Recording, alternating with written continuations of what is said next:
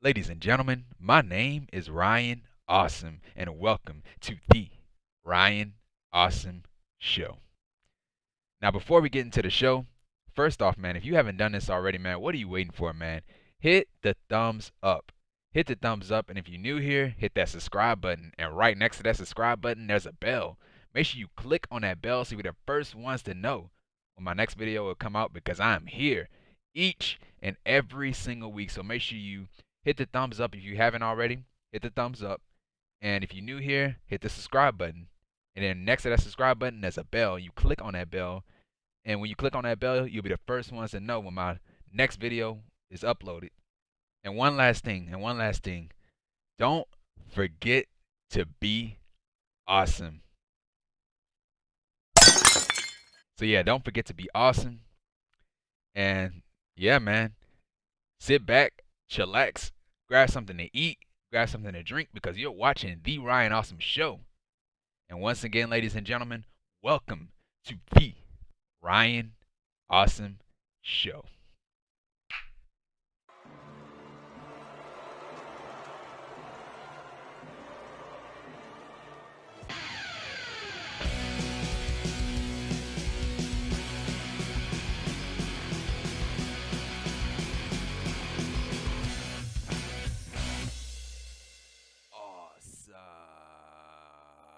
Ladies and gentlemen, my name is Ryan Awesome, and welcome to the Ryan Awesome Show.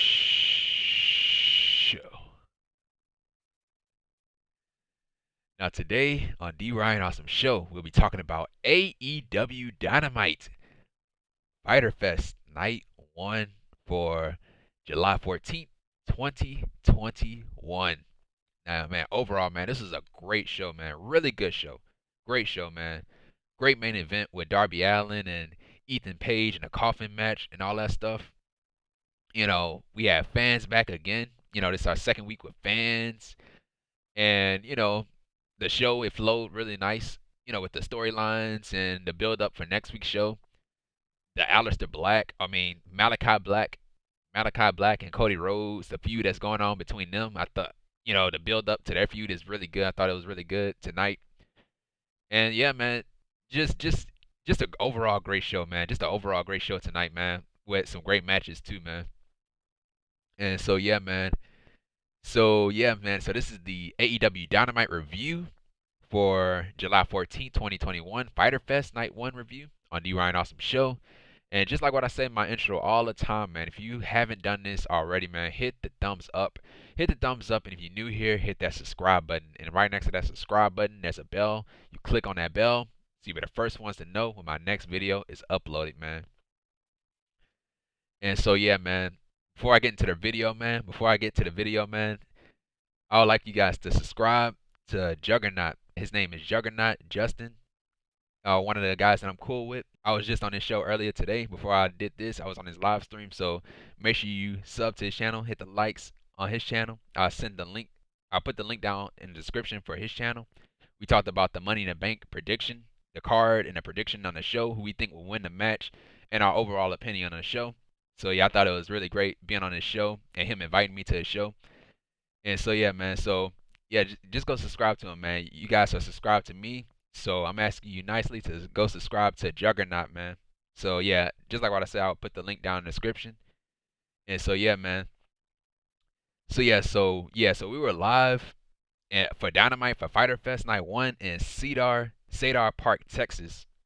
They kept saying Austin, Texas, but it's Cedar Park, Texas. I think it's outside of Austin, they said. But yeah, we were live in Cedar Park, Texas. And so yeah, to start off the show, we had a championship match. It was for the IWGP United States Championship. And so it was Jon Moxley, the IWGP United States Champion, with Eddie Kingston in his corner versus Karl Anderson with Doc Gallows in his corner. So yeah, this is Jon Moxley's first day back to Dynamite right after he was taken out by the Bucks. So yeah, this is Moxley's first night back. And once again, congratulations to Jon Moxley and Renee Paquette, you know, on having their baby girl. And also, man, Jon Moxley, man, he came out with a new haircut, man. He have a new haircut. He shaved all the hair off. He shaved all the long hair off. Not long hair, but like Yeah, you could say longer, not longer hair. You know what I mean, like longer hair. So yeah, he shaved it off. It's not completely bald, but it's like a low cut. It's like a low cut. So Moxley, he has a new haircut, and so yeah, so crowd go absolutely crazy for Jon Moxley, man. Absolutely crazy, man. This is why I love the crowd, bro. Went absolutely crazy for Jon Moxley, and Jon Moxley came out to Wild Thing because that's his new theme music, and so the crowd was singing along to Wild Thing, and so yeah, so we started off the match. So yeah, before we started the match, man, we had Eddie Kingston. He attacked Gallows from outside the ring with a pipe, and they fought in the crowd all the way to the back.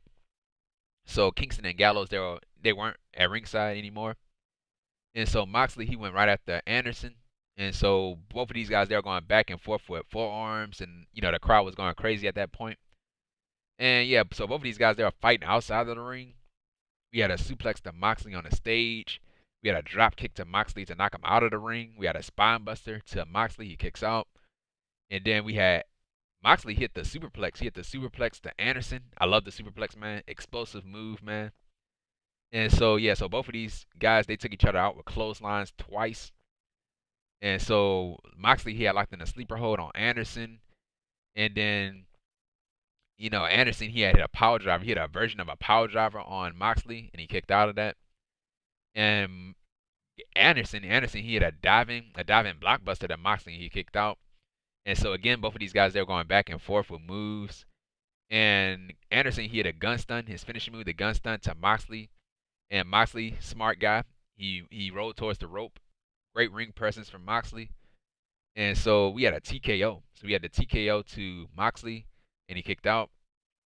And Anderson he tried to go for the gun stun again, but Moxley he reversed it. He had a ripcord clothesline to Anderson, and to end the match, we had Jon Moxley hit his finishing move, the paradigm shift, to Anderson to win the match. So therefore, Jon Moxley wins the match and is still the IWGP United States champion. So yeah, man, really good match. I don't know why Anderson was a contender for the championship when he's a tag team wrestler. I don't know, but I do love them. Love them featuring a championship, the U.S. championship on AEW Dynamite. It just gives New Japan more shine. So I thought that was really good. Maybe one day they should have the IWGP Heavyweight Champion on the show, man. That's just me. I'll have the IWGP Heavyweight Champion show up on Dynamite. Since you got that Forbidden Door and everything, with Impact, New Japan Pro Wrestling, and AEW, and Triple A. You have all these other companies, man. You need to feature more of these talent on your show, man. And have some Impact guys show up, man. Have some Impact guys show up on Dynamite and go after Omega for the Impact World Championship. That's what I would do, man. That's what I would do. But yeah, love how they featured the U.S. title on the show. And so yeah, that was it with that. And so yeah, so right after that we had a backstage segment from Lance Archer and Jake the Snake Roberts. They spoke, and so Jake he tried to speak, but Archer had cut him off. And so yeah, so Archer he was talking about the IWGP United States Championship, a championship that he held, and he was talking about Jon Moxley taking a championship away from Lance Archer when they were in New Japan Pro Wrestling. And so Archer he had challenged Moxley for the championship. He challenged him for a Max Texas Death Match for the IWGP United States Championship next week because he never got in his rematch against Moxley, so that's why he decided to go after his rematch clause. And so that was it, man. That was it. Now with this, man, I don't know why Archer is going after a championship right after he was just in a championship match with Miro for the TNT Championship, and he lost to Miro. Absolutely lost to Miro. He passed out when Miro had him in the accolade or the game changer, whatever you want to call it. He didn't tap out, but he passed out. So he lost. He lost to Miro for the championship. I think it was at Double or Nothing. So, yeah, I don't know why he's going after a championship. Now, if he goes after Moxley in the IWGP United States Championship, he should win the championship. He should win the match. Archer should win the match. If you're going to have him go after the championship that Moxley holds, he has to win the championship. Because if you send him after the title, like if you send him after the title and you have him lose to Moxley, then he's going to be looked at as a loser. He's going to look at as a big oaf that can't even win a championship. So that's why you got to capitalize on that. So Moxley, I don't know what bad is gonna do to Moxley to have him lose the championship. I don't know what bad is gonna do to him, but have Archer hold the championship so he could redeem himself, man. Cause this guy went after the AEW World Championship when Moxley was champion, and then he went after the TNT Championship when Miro was the champion, or as Miro as the champion, and now he's going after the IWGP United States Championship, and Moxley holds the title. So, and Archer never beaten Moxley, so I'm guessing this time Archer he's gonna beat Moxley tonight, and not tonight. He's gonna beat him next week in that Texas Death Match. So yeah, you gotta go all in with Archer, man. You gotta go all in with Archer, man. Because if you have him lose, man, that's it. That's it for Archer. I don't want to hear nothing. I don't want to hear nothing else about Lance Archer and him going after a championship ever again. And so yeah, that was it with that. And so yeah, so right after that we had Alex Abrahantes. He interviews Andrade El Idolo. And so Andrade, he was backstage. So Alex Abrahantes, he tried to interview Andrade El Idolo. And so Andrade had cut him off. He had asked Alex Abrahantes, where's the Death Triangle? Because, Alex Abrahantes is associated with, Pentagon. And so, Pentagon is a part of the Death Triangle. So he asked him, where's the Death Triangle? And so, yeah, so Andrade, he said that, he wants Alex Abrahantes to give the Death Triangle a message that Andrade, he wants to see them. He wants to see them. So what he wants to see them for, I don't know. Does he wants to join the Death Triangle? I don't know. Are they gonna kick Pac out? Are they gonna kick Pac out and have Andrade be the third person a part of Death Triangle? I could probably see it that way because I don't see Pac as a member of the Death Triangle. I just don't. Pac is more of a loner, man. He is a lone wolf. He doesn't have any friends. He looks like he doesn't have any friends. Like he comes off. He always have an angry look on his face, and he does not. He looks like he doesn't feel like being bothered. So yeah, I'll have them kick out Pac and have Andrade El Idolo join the Death Triangle. That's what I'll probably do. Get him away from Vicky Guerrero, man. Get him the hell away from Vicky Guerrero. Because Vicky, man, she's with Nyla Rose, and Nyla Rose is a joke. Vicky Guerrero is a joke. And yeah, man. Just have him in a Death Triangle, man. Have him in a Death Triangle. But and yeah, have him kick out Pac. That's what I would do, man. But yeah, that was it with that. And so right after that, we had the FTW Championship match, and it was Starkman Ricky Starks, my fellow Louisianian Ricky Starks, versus the Machine Brian Cage, who is the FTW champion. And so yeah, so Taz, he was on commentary, and Will Hobbs and Hook, they are at ringside, so they were in nobody's corner. They were in the middle. Because both of these guys are Team Taz members. And so yeah, we had Cage. He hit a military press slam to Starks. When the last time you seen a military press slam? And so yeah, the crowd was 50-50. You had half of the crowd cheering for Starks. You had the other half cheering for Cage. And so we had a power slam to Starks. He kicked out. We had a diving drop kick to Cage. And so Starks, he had taken control of the match during a commercial break, picture in picture. And so yeah, we came back from commercial break. They were still going back and forth. Starks, he had went outside the ring to grab the FTW Championship, but Brian Cage had stopped Starks from using the championship. And so we had a pump handle face buster to Ricky Starks, and Starks had put his foot on a rope. And so we had a thrust kick to Starks. He kicked out. And so at that point, earlier they were cheering for Cage and Starks, but this time the crowd was cheering for Ricky Starks. And so we had a sit-out powerbomb, a beautiful one at that too, man. A beautiful sit-out powerbomb to Cage, and he kicked out. So that was very impressive. Brian Cage is a big dude, man. And to pick him up, man, or to carry him across the ring in that powerbomb position was very impressive. And so at that point, Starks, he was about to use the FTW Championship, but Hobbs, he was outside the ring. He stopped it from happening. He stopped Starks from using the championship, and so the crowd started booing. And so Cage had hit an F5 to Starks, and crowd was still booing, and went for the cover. Ricky Starks had kicked out. So I was like, man, wherever Brock Lesnar is, man, he is not happy, dude. I don't even think he watches AEW, but if he was watching AEW, he would not be happy because the F5 is his finishing move, and somebody kicked out of the F5. So yeah, so So yeah, so Starks kick out of the F5, and then Hook, who was outside the ring with Hobbs. Hook, he had distracted the referee. And so Hobbs, he had the FTW Championship because he took it away from Starks earlier. So he used the FTW Championship and blasted Brian Cage with the championship.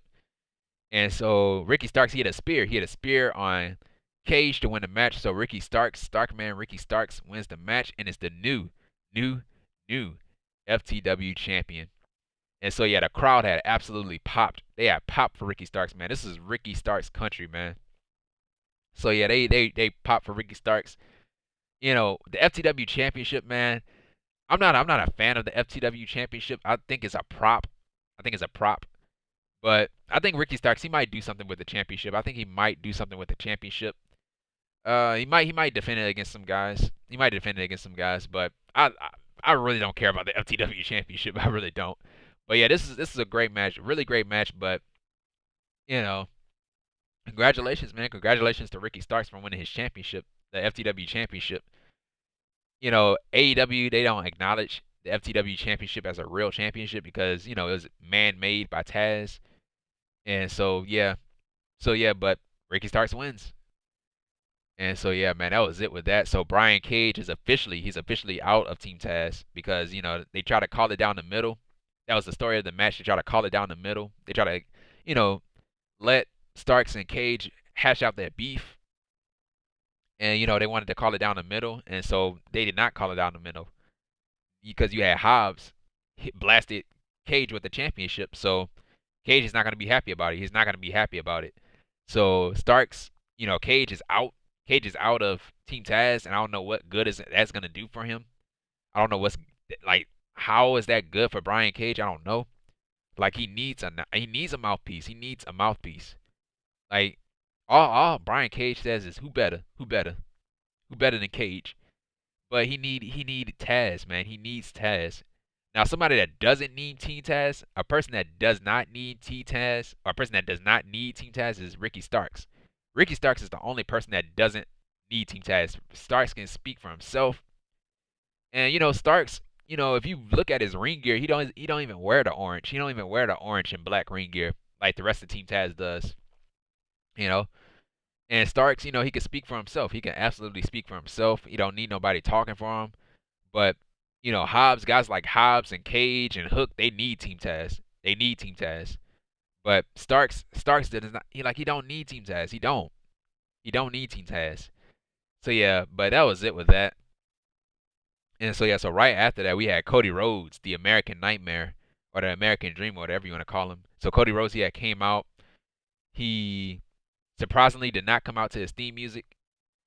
But yeah, Cody Rhodes, he came to the commentary desk. To Jim Ross, Excalibur, and Tony Schiavone. And so yeah, so Cody, he talked about Malachi Black, about Black taking out Arn Anderson last week in his debut. And Cody, he was not happy about it. And so he was talking on a commentary desk, or he had the headset on, talking to the people that's watching at home. And so yeah, so right after he got finished talking, he grabbed the microphone. He was like, maybe they didn't hear my message. Maybe the people in the audience didn't hear my message. So he took the headset off and grabbed the microphone. And he was talking about Black. And so Rhodes, he had challenged Aleister Black to a match at Fyter Fest. And so yeah, Black, he had interrupted via satellite. He was talking about horses or something like that, or a blind horse, a horse with a blind set, or a blindfold wrapped around his head. I don't know what the hell he was talking about. But yeah, he said something about a horse. And so yeah, Black, he had said something that pissed Cody Rhodes off. And so Cody, he had yelled at Black to come out here and try to prove it then. And so Black, he had said that, I'm glad you asked. And so the lights had cut off. Crowd goes crazy. The lights cut back on. Malachi Black. His name is Malachi Black. Malachi Black, he came out. He was already in the ring. And so Black and Cody, they started fighting. You had the referees and the security guards. They broke up the fight. And that was it, man. That was it with that. Really good stuff, man. Love the promo from Cody, man. The anger in his voice. like you heard the anger, you felt the anger in his voice, like he really wanted to kill this guy. So yeah, I really love that. And you know, another thing, I also love the fact that Cody Rhodes did not come out to his theme music. He did not come out to his overly, his grand entrance. I'm glad he did not do that because he took out Arn Anderson, a guy that's like your father. He took out Arn Anderson, so I would not be coming out to my theme music and posing to the crowd. So I'm glad Cody Rhodes he did not go that route. And Black, man, Black is always great, man. I can't wait for Black first match. I cannot wait for his first match, man. I cannot wait for his match. And WWE, they are stupid. They are stupid for letting Aleister Black go. And now they gotten what came to him. His contract was 30 days and not 90 days, so that's on them. And Black, I said this last week, man. Black, he will be treated with respect. Now he's in AEW. He will be treated with respect. And I have a long list. I have a long list of opponents that Aleister Black could step in this ring against. A long list. Probably everybody on the roster. I have him go up against Cody, Darby Allin. Darby Allin is probably the one I want him to go up against. Darby Allin, because they're kind of similar. They got the same, I guess, mystique. Darby Allin, Cody Rhodes. Who else? Hangman Adam Page, Kenny Omega, Andrade. Who else? Who else on that roster? Sammy Guevara. Who else? Sammy Guevara. Who else on that roster? You could put him against Miro. Who else? The list goes on and on and on. Anybody, probably everybody. Jungle Boy. Jungle Boy is another one I'll probably put him in the ring against. But anybody, bro, put Black in the ring with anybody, man. I'm telling you, it's gonna be a great match. Great match. And so yeah, and Omega too. Omega too. Yeah, Omega. And so yeah, man, that was it with that. So when their first match is probably at that night two. That night two. And so yeah, man. So that was it with that, man. And so yeah, so right after that we had Alex Marvez. He tried to interview Tully Blanchard. And so Marvez had asked about Tully Blanchard by giving, why would you give Conan a cheap shot from last week? Chop blocking him from last week. And so Blanchard, he had said that, he didn't cheap shot anything. He got what he got what he deserved. Conan got exactly what he deserved last week. And so Santana and Ortiz, they were, Tully Blanchard, he was walking away while he was talking to Marvez, and so they ran into Santana and Ortiz, and so they had like a pipe or a crowbar in his hand. Santana did, I think it was a crowbar or a pipe, some type of pipe in his hand. And so they confronted Blanchard, and so they were about to jump Blanchard. And so, they stopped their attack. They did not touch. They didn't hit Blanchard, and so they said that, we're not gonna do that. We're not gonna beat you up. We're not gonna gang up on you. We're not that type of people. We're not those type of people. We're always taught to always respect our elders and never put our hands on them. And so yeah, and so they walked away. And so Santana and Ortiz, they told Blanchard, like, hey, you better get your boys, man. You better get your boys. You better get your FTR guys, man, and or the Pinnacle guys. And so yeah, and Tully Blanchard, he ended up saying that I will. And so yeah, that was it with that. And so yeah, so still can't wait, man. I still cannot wait for a match with FTR and Santana and Ortiz, man. Have it be a tag team championship title feud, man. Whenever the Bucks drop the titles to I think if the Bucks gonna lose the titles, I think they're gonna lose it to Santana and Ortiz. Have them lose it to Santana and Ortiz and have FTR and Santana and Ortiz feud over the championships. That's what I would do, man. And so yeah, man. So yeah, that was it with that. And so right after that, we had Tony Shibani. He interviews Adam Hangman Page. So yeah, so Page came out to the ring. Crowd goes absolutely crazy, man. They love Hangman Adam Page. And so Shibani, he had asked Kenny Omega he asked Hangman Adam Page about Kenny Omega and the AEW World Championship. And so Page, he had talked about his journey to AEW and going after the AEW World Championship. Whoever won that match between him and Jericho would have become the AEW World Champion. And of course, Jericho, he won the match. And so, ever since Jericho won the match, it haunted Hangman Adam Page this entire time up to this point. He came into his drinking problem and all that stuff. He tried to avoid someone mentioning the AEW Championship because it was, he felt like he was embarrassed, by him not winning the AEW Championship. And so, he talked about the Dark Order believing in him and all that stuff. And so Paige, he had challenged Kenny Omega for the AEW World Championship. And so right after that, you had Don Callis and the Elite. The rest of the Elite had came out with Don Callis, and then Callis had said that Paige, you don't deserve a championship match. You don't deserve nothing. And so so each member was talking trash to Hangman Adam Page, telling him, telling Page that he doesn't deserve a championship match against Omega. And so Matt, he grabbed the mic too. He said that he's gonna say it to Page's face. So Matt, he actually got in the ring, and Matt, he had gotten Page's face and said that, you abandoned us. You abandoned us, the Elite, for some losers, the Dark Order. He called them Dark Order losers. And so Matt, he started making fun of Page's drinking problem. And so Matt, he had said that Paige is the next wrestling tragedy. And so that angered Paige. And so Paige, he had took out Matt Jackson, and he took out the Elite. And Omega, he tries to give Paige a cheap shot from behind, but the Dark Order, all 90,000 of them came out, and they chased off the Elite. And so Paige, he still wants a match with Omega. He still wants an AEW World Championship match. And so Omega, yeah, he will give him a match. He'll give him a match, but it's gonna be a 5-on-5 elimination match. And so Paige, it wasn't the match that he was asking for. It was not the match that Paige was asking for, but he said that he accepted the match. He accepted the match. And so, but there's one catch to it.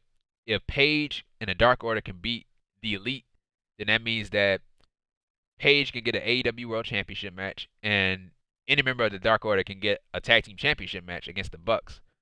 And so, Omega, he didn't like that.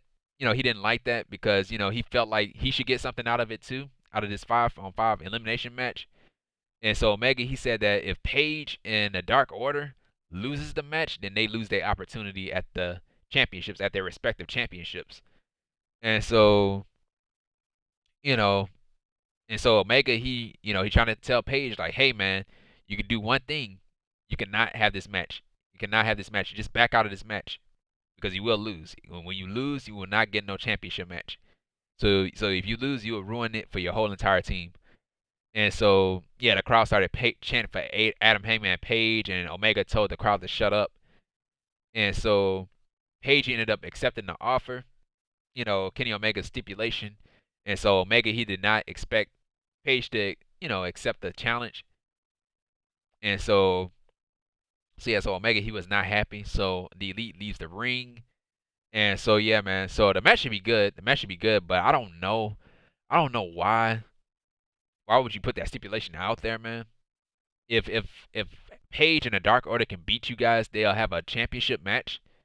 Like, dude, Omega, like, Paige is the number one contender, right? Isn't he the number one contender? So he should already be getting his championship match. He should already get his title match. In the Dark Order, man. What is the ranking of the Dark Order? Are they even in the top 5 ranks? I don't even know, man. But yeah, I don't like, dude. It don't make any sense. It don't make any sense at all. It don't make no sense at all, man. No sense. And so, yeah, and that happened last time with the Bucks. They lost to Kingston and Pentagon in a non-title match, and Kingston and Pentagon got a title match out of it, and they lost to the Bucks. So I don't know why we pinning champions. I don't know why we beating champions to get a championship match. Dude, nobody can lose. Nobody can lose. So I don't know how they're gonna play this out, but you cannot have the champions lose. Especially Kenny Omega. You can't have him get pinned either. And it's an elimination style. Elimination style. It's kind of like a Survivor Series style. I don't know. Elimination style. I think it's the Survivor Series style. 5-on-5 eliminator match. But yeah, man. But dude, it don't make no sense. It don't make any sense at all. No sense. But yeah, man. That was it with that. The segment, it was good. I like the fact that Kenny Omega and Paige did not touch each other yet. Like that. Save the match, dude. And so yeah. Well, maybe it's not a 5-on-5 elimination. Like each member gets eliminated. I don't think they're gonna do it that way. I don't think they're gonna do it that way. They're gonna do it. If one member gets pinned, they lose. If one member gets pinned, they lose. So I don't know who wins the match.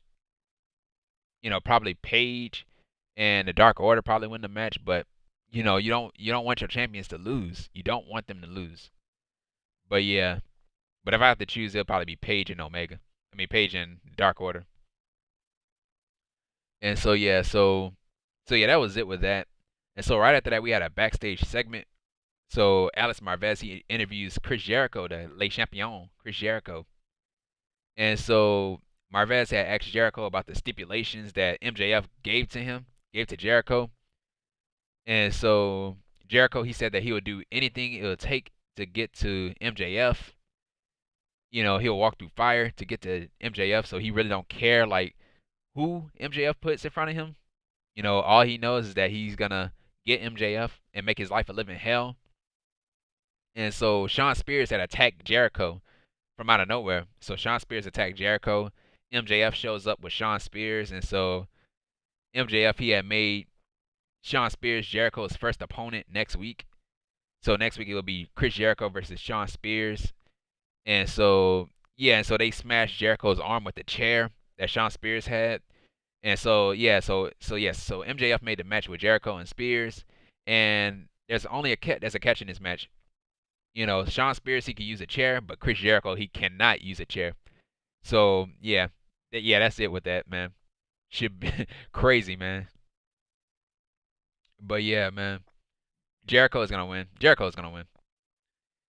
And so yeah, he's gonna beat members of the Pinnacle, whoever MJF put in front of Chris Jericho, he's gonna beat them. And then when he gets to MJF, he's gonna lose to MJF.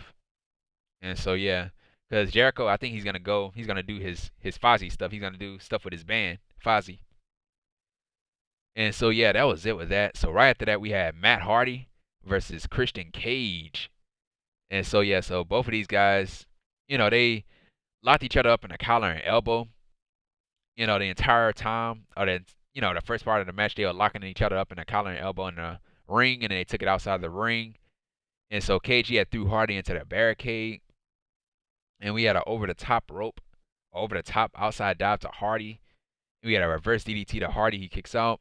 We had a draping DDT to Cage on the steel steps. We had a neck breaker to Cage, he kicks out. And then Hardy, he had to control of the match during a commercial break, picture in picture, of course. And then we had an over the top rope uppercut to Hardy. And then we had a diving European uppercut to Hardy. So he went from an American uppercut to a European uppercut. And so Cage, so Hardy, he tried to hit the twist of fate on Cage, but Cage had reversed it. And so Cage hit a spear on Hardy, and he kicked out. And we had a frog splash to Hardy, and he kicks out. We had a superplex to Cage. And so at this point, we had Matt Hardy. He had used the referee as a shield at one point, and so he had low blow Christian. Without the referee seeing it. And so we had Matt Hardy hit the twist of fate on Cage, and he kicks out. He kicks out of the twist of fate after getting low blow. And so at that point, I was like, why? Why did they do something like that? Like usually when you get low blow, man, you don't come back from no low blow. You do not come back from a low blow. And so he low blowed Cage and gave him a twist of fate. He gave him a low blow, and he gave him his finishing move, and he kicked out of that. Kicked out of both of them. So yeah, I did not like that part. I did not like that part of the match. And so yeah, they were fighting outside the ring. Hardy had locked in his submission move, the Leech. That's what he called it, the Leech. A move that he hit when he was in Impact Wrestling. I think his early stage when he first went to Impact, he used that move on his opponents. And so yeah, he locked it in on Cage outside the ring. He went back into the ring. And so Cage, he was outside, he was knocked outside because of the Leech submission move. And so the referee is counting to 10. And so Cage, he had made it back into the ring at 9. And so Cage had his finishing move, the kill switch, to Hardy to win the match. So Christian Cage wins the match. And that was it, man. It was a good match, but I did not like the low blow. Not the low blow, but Cage kicking out of the low blow and the twist of fate. I didn't like that. I really didn't like that. It makes his finishing move look weak. And you're not selling the effects of a low blow, dude. You got low blowed. It's usually the end of it. But yeah, that was it. But right after the match, we had the Hardy family office. They tried to gang up on Cage, but yeah, Luchasaurus and Jungle Boy, they chased off the Hardy family office, and that was it, man. That was it with that. And so yeah, so right after that, we had a video or a vignette from Miro, the TNT champion, the reigning and defending TNT champion, Miro. And so Miro, he talked about the TNT championship and his dominant reign as TNT champion. Everybody that he's beaten. And Miro, he said that he's ready. He's ready to defend the TNT championship. And so we have a new picture. We have a new picture, new design of the TNT championship. So the TNT championship is not red anymore. It's white. So the championship is white, and it still have the same nameplate. So yeah, I wonder why they changed the color of it. But yeah, it looks nice. It looks nice. And so yeah, so Miro, he has said that he is God's favorite champion and the Redeemer. So yeah, so he's the Redeemer. And so yeah, man. So Miro, man, I'm telling you, man, Miro is looking great, man. This is the Miro that we wanted to see, bro. Happy for Miro, man. Happy for him that he's the TNT champion, man. And I'm gonna raise the question. I'm gonna raise a question that JR had mentioned. You know, who will beat Miro? Who will beat Miro for the TNT championship? Nobody. Nobody.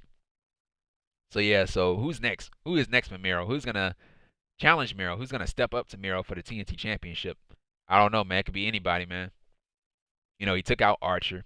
He took out Allin, Darby Allin, and everybody else that's gotten his way, Brian Pillman Jr. and all these other guys. Miro took him out, man.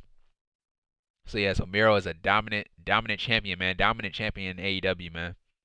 So yeah, that was it with that. So right after that, we had Tony Shibani. He interviews Dr. Britt Baker, D.M.D, who is the AEW Women's World Champion. And so Shibani had asked about, Nyla Rose's attack on Britt Baker, putting her through the table and all that stuff. And, Shibani had asked how Britt Baker was doing. And Dr. Britt had said, you don't have to worry about how I'm feeling. And Baker, she had said that, I'm not afraid of Nyla Rose. I don't care how big she is and how strong she is. I'm not afraid of her. And so, yeah, she talked about Vicky Guerrero. This is funny, man. This is funny. We had Dr. Britt Baker had said that Vicky Guerrero, without the Guerrero last name, she's irrelevant. So I thought that was funny, really funny. And so yeah, that was a shoot. I was like, oh wow. And so yeah, so Baker, she has said that she's the hottest woman in pro wrestling today. She's the hottest women pro wrestler today. And today and without the championship, she's the hottest pro wrestler. And so, and she says without the championship, she will always be Dr. Britt Baker, D.M.D. And that was it with that. That was it with the promo from Dr. Britt Baker. And so you have Nyla Rose and Vicky Guerrero that were watching Britt Baker deliver a promo backstage. And so Vicky Guerrero, she has said that, Dr. Britt Baker, your days as champion is numbered. And so Nyla Rose, she has said that next week she will hand Britt Baker an ass whipping next week. And she's going to win the championship. And so that was it with that. Match is going to be terrible, man. Probably going to be terrible. And so, yeah, Nyla Rose, just like what I said, Nyla Rose does not need to be contending at that championship. Does not. How many championship opportunities has Nyla Rose gotten? She fought against Shida when she was champion. She fought against, who else? Yeah, I think that was pretty much it. Shida, Riho, and now Britt Baker. Like everywhere Nyla Rose is, she's always at the championship. But yeah, that was it with that, man. That was it with that. I am not looking forward to it. I am not looking forward to that championship match next week. And so yeah, right after that we had Jon Moxley, the IWGP United States Champion. He spoke, and so yeah, he had a response to Lance Archer on what he said earlier about him. And so Moxley, he talked about his rivalry with Archer and New Japan Pro Wrestling and in AEW. And so Moxley, he said that next week in Dallas, Texas, Dallas, Texas is known as Texas bread, or it has great bread or Texas bread. Archer will not be Texas bread, but he'll be Texas dead. So I love that line, Texas dead. And so yeah, so next week is going to be Jon Moxley versus Lance Archer for the IWGP United States Championship in a Texas death match. So yeah, so this is actually a rematch from the New Japan match. And so yeah, man. So that was it with that. So the match should be really good, man. Really good. You know, these guys they know each other really well, so they'll probably have a great match. And so yeah, so right after that we had another match. It was Yuta, Wheeler Yuta with the best friends. That's Orange Cassidy and Chuck Taylor. No Trent. He has to sit out. He has an injury or he's recovering from surgery. Versus Sammy Guevara, the Spanish guy, Sammy Guevara representing the inner circle. And so when Sammy Guevara entrance, when his music hit, man, the crowd went absolutely crazy, man. They love Sammy Guevara, man. And so yeah, and you know, it was his home state. He wasn't in Houston, Texas, but you know, the Texas people, his home state, Texas. So the crowd went crazy for Sammy Guevara. And so yeah, the match was good. The match was really good. So yeah, so Sammy he started using his athleticism against Yuta. So yeah, the reason why Yuta is with the best friends because the best friends I think Chuck Taylor, I think he mentored Yuta, so I think that's why they were together. They explained it on commentary. So yeah, we had a power slam to Yuta, and we had a feint moonsault into a standing shooting star press to Yuta, and he kicked out. So I thought the feint moonsault into a shooting star press was nice from Guevara. And then we had a shooting star press. So Guevara tried to go for the shooting star press, but Yuta he got his knees up, and we had a springboard drop kick to Sammy. So Yuta was fighting back, and he had a diving splash to Guevara. He kicks out at one. And so to end the match, we had Sammy Guevara hit a double springboard cutter to Yuta, which is nice. So he jumped off of one ring rope to another ring rope, and he jumped off the second ring rope to hit a springboard cutter to Yuta. So, oh yeah, not that wasn't the end of the match. Right after he hit the springboard cutter, he hit his finishing move at GTH. He calls it the go to hell. So he hit the go to hell to Yuta to win the match. So Sammy Guevara wins the match. And so right after that, we had Sammy Guevara. He shows Yuta respect for a great match that they had. And so yeah, that was it with that. And so yeah, that was it. So right after that, we had Tony Shibani. He interviews the Factory. So we had QT Marshall, the leader, Aaron Solow, and Nick Comoroto. So no Anthony Ogogo. I heard he was hurt. So speedy recovery for Anthony Ogogo. And so yeah, this is funny, man. This interview was funny, man. It was hilarious. So yeah, so Schiavone had asked QT about his match against Cody Rhodes last week at Road Rager. And so QT, he started bullying Schiavone. He didn't like Schiavone's questions. And so he had said that Cody had a golden shovel and all that stuff. And so, yeah, QT, he had grabbed a protein shake. It looked like it was a protein shake that Aaron Solo was drinking. So he had grabbed the protein shake. And so, QT he had said that, I should pour this whole drink over your head. And so, and then QT changed his mind, like, you know what, I'm not gonna do it. What type of person would I be if I do that? And so he ended up pouring the shake over Tony Schiavone anyway. So I was like, man, I was like, dude, I started laughing, dude. QT Marshall is a freaking prick, man. He is a prick. And so yeah, so he poured the shake all over Tony Schiavone, and Tony Schiavone he was pissed off. He was mad. And so QT he was like, "What are you gonna do, Tony? You gonna punch me? You gonna punch me?" And then so QT was like, "Of course you won't." And so he walked away. So I was like, "Dang, man, they are messing over Tony Schiavone." First off, they taking the microphone away from him during their interviews, and now this stuff with Tony Schiavone, man. I was like, man, Tony Schiavone, man, he is a pushover, man. They treating him like a pushover. And so yeah, that was it with that. And so yeah, so right after that, we had a women's match. We had Penelope Ford, the super bad girl, Penelope Ford versus Yuka Sakazaki. And so yeah, Yuka she took out Ford, and we had a cannonball to Ford on the outside, and then Ford took control of the match during the commercial break, picture in picture, of course. And then we came back from commercial break. Yuka she took control of the match. She had a sliding forearm to Ford, and she kicked out. And we had two pump kicks to Yuka, and Yuka kicked out. And we had a hammerlock spinning facebuster to Ford, but Yuka she went for the cover, but she changed her mind at the last minute, and she had a finishing move, the Magical Girl Splash, to Ford to win the match. So that's a springboard splash to win the match. So that was it with that. Really much, it wasn't much to the match. Really wasn't much to the match. I don't know why Penelope Ford needs to lose this match because Penelope Ford is featured enough on Dynamite. I don't know why she lost to Yuka. Yuka, she hasn't been on Dynamite. She's been in Japan. So I don't know why she beat Penelope for it. But man, the theme music, man, wait for Yuka Sakazaki, man, the theme music was cringe, man. It was cringe. I was like, the theme music is cringe. But yeah, you gotta listen to it, man. You gotta listen to it for yourself, man. I can't play it. If I play it, I'll be in copyright hell if I play the music. But yeah, if you want to go listen to it, you can go listen to it for yourself. So yeah, so before we get into the main event, let's talk about next week's show. So yeah, so next week's show, man, of course, we have Chris Jericho versus Shawn Spears in a match. So this is one of Jericho's what they promoted as the five something of Jericho. I forgot. They named it, but yeah, Jericho versus Shawn Spears. Who else we got? Yeah, Jericho versus Shawn Spears. We have all right, Jericho versus Shawn Spears. We have Orange Cassidy versus The Blade next week on night 2 of Fyter Fest. We have Jon Moxley versus Lance Archer for the IWGP United States Championship in a Texas Death Match at Fyter Fest night 2. And yeah, that's it. So right after this we have the main event.